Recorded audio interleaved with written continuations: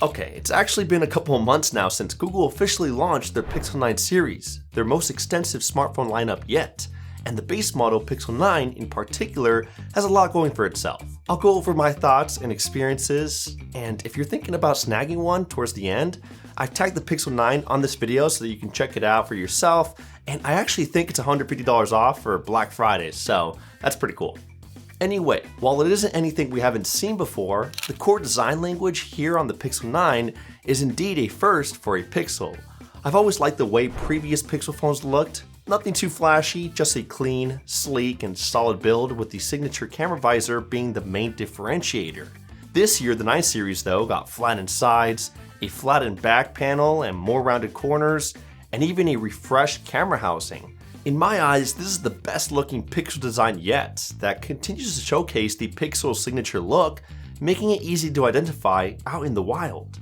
All in all, it's modern, classy, and the phone feels more robust and easier to hang on to thanks to those thicker flattened sides. And it feels like the perfect size for one-handed use as well, unlike the Pixel 9 Pro XL. On top of that, the combination of glass and aluminum really makes it feel like you're getting your money's worth. I will say though that personally, I do prefer the matted glass and polished aluminum frame found on the Pixel 9 Pro models.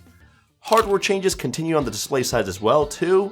We're looking at a 6.3-inch 120Hz OLED panel coated in Gorilla Glass Victus 2, and it got a bump up to an impressive 2700 nits peak brightness, which actually beats out last year's Pro model at 2400 nits. It's a crisp, colorful, and quality screen with satisfyingly symmetrical bezels, albeit on the thicker side, which I actually don't mind too. It's very nice to look at. One of the most welcome changes this year as well is the fingerprint scanner. It's finally using ultrasonic technology. About time, right? The standard optical scanners from before weren't awful or anything, they got the job done, but they don't hold a candle to the speed and consistency of ultrasonic ones. And as expected, I haven't had any issues with this one. It's accurate and quick to read. As usual, the hardware buttons are solid and clicky, the speakers sound pretty good too, and the haptics are strong and crisp. So overall, I'm more than satisfied with the looks and build quality of the Pixel 9. Google nailed it here. Battery life was also pretty great. The 4700 mAh battery holds up well, and I don't really have any complaints. I'm able to get through a full day of normal use on a single charge with no problem, plugging in shortly before I hit the hay, having clocked in anywhere between 5 to 6 hours of screen on time. As always, your mileage may vary from mine, but in my experience, so far, the battery's been just fine, even through heavier use. 14 plus hours on a single charge with mixed usage is totally achievable. However, when it comes to charging, things aren't so great. We're still dealing with a 27 watt wired charger, which is good enough to charge halfway through in around 30 minutes, but for situations where the phone could use a little more juice, faster charging speeds would have been nice.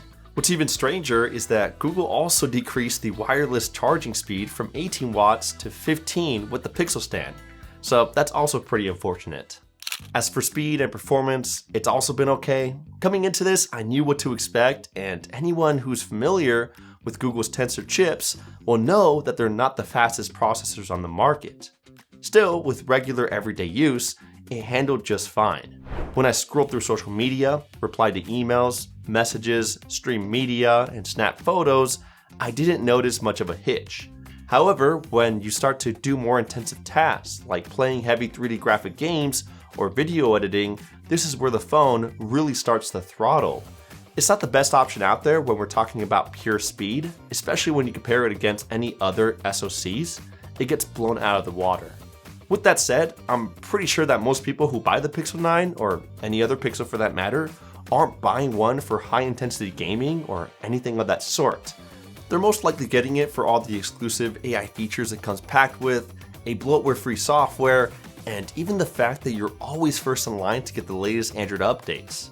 Still, this is an $800 phone, and it's hard to turn a blind eye at similar priced devices, or even cheaper ones that are almost twice as fast, such as the OnePlus 12 or Galaxy S24. Luckily, it is rumored that in the future, the Pixel 10 series will be getting a higher-end TSMC 3nm process-based chip, which would drastically improve the performance. However, for now, if you get the Pixel 9, you just need to accept that most other phones are faster, but you'll be more than fine with everyday regular tasks as well. Now before moving on, in the past there's been plenty of times when I needed a specific part or wanted something custom made but just couldn't find it in stores. And let's be honest, I'm not exactly crafty enough to make it myself. That's when I thought, why not 3D print it? As a complete newbie, I went with the Bambu Lab A1 3D Printer Combo Edition, the sponsor of this video. This printer is perfect for beginners. It's affordable, easy to use, and looks super stylish. Setting it up was surprisingly simple. Bambu's clear instructions and step-by-step videos made it easy, even though I had no clue what I was doing at first. They've also got a ton of filament options. I had a blast using different colors and textures, including this amazing PLA silk dual color blue and green filament, which I used with my first print. Naturally, I had to print an Andrew figurine, you know me, which turned out great, and the printer handled multiple colors without a hitch. I also printed a nightstand dock for my Pixel 9 Pro XL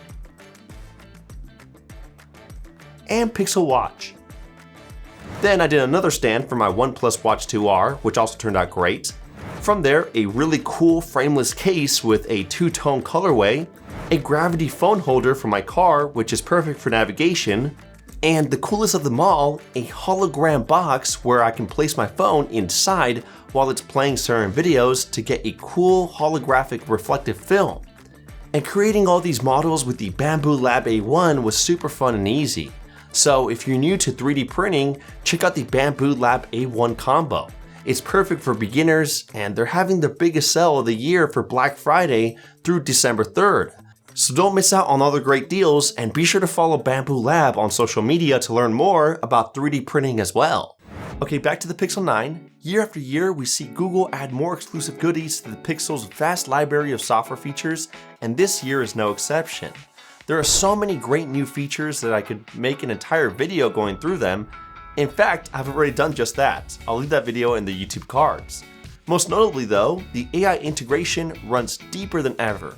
Gemini is everywhere, and it's even the default voice assistant this time, which is a first. The Pixel Studio app does what it sets out to do by spitting out an AI-generated image based on the text prompts that you feed it. I won't lie though, I didn't find myself using it too much, and plus there are much better and more powerful alternatives out there. If you take a lot of screenshots, which I usually do, the baked-in screenshots app is something you'll definitely find useful, and I definitely did. It lets you keep and organize your screenshots in one place, and with AI, you can easily search through and find specific details within those screenshots. I even love that it saves the links for screenshots taken in the browser, which is perfect for when I'm Christmas shopping. Call notes as well is really useful because it basically records phone calls and summarizes them, giving you the most important points. It's worked really well for me. And there are other Pixel features that I really liked, such as the new weather app, which has a brand new looking interface, which I love, and AI generated weather reports, which are handy to find out how it's going to feel outside. A new private space feature that lets you keep certain apps and information hidden and locked away to prevent people from accessing them. And there's a lot more within the camera that I really enjoy too. Overall, the Pixel software is still one of my favorite Android softwares out there. It may not be the most feature-packed or customizable option, but I do still enjoy its overall aesthetics and clever Pixel exclusive features. Not to mention that you're also getting 7 years of OS updates, and when a new update drops, you're first in line, which is also pretty dope. Now, where the Pixels shine the most though are within the cameras, and the Pixel 9 is no exception to that rule. Images come out bright, sharp, and colorful with lots of detail, good dynamic range and natural tones. Armed with its signature image processing, the ease of pulling the phone out of your pocket, snapping a photo, and having a social media ready photo is second to none. Video footage comes out looking good too, with great stabilization. The regular Pixel 9 doesn't come with the periscope telephoto lens found in the Pro models though, so anything beyond 2x will use super res zoom, but even then, those digitally zoomed in shots weren't terrible. These 2x optical zoom shots were also great, and the ultra-wide camera got that bump up to 48 megapixels, which is great, and it also helped with macro shots. Overall, it's a very simple camera setup, but they're rock solid and reliable, mostly due to Google's incredible post-processing algorithms. It doesn't really matter what kind of lighting conditions you're in, you can go into it knowing you're most likely going to get a good shot. Still, just like any other phone, the cameras aren't without its flaws. I feel that the edge detection in portrait mode, for example, could use some improvement. The amount of focus hunting in video needs to be addressed, and the act of switching between lenses could definitely stand to be more fluid.